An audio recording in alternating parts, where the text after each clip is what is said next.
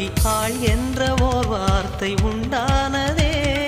காதல் என்ற மந்திரத்தின் மாயம் என்ன, கல்லும் முள்ளும் இப்போது பூவானதே.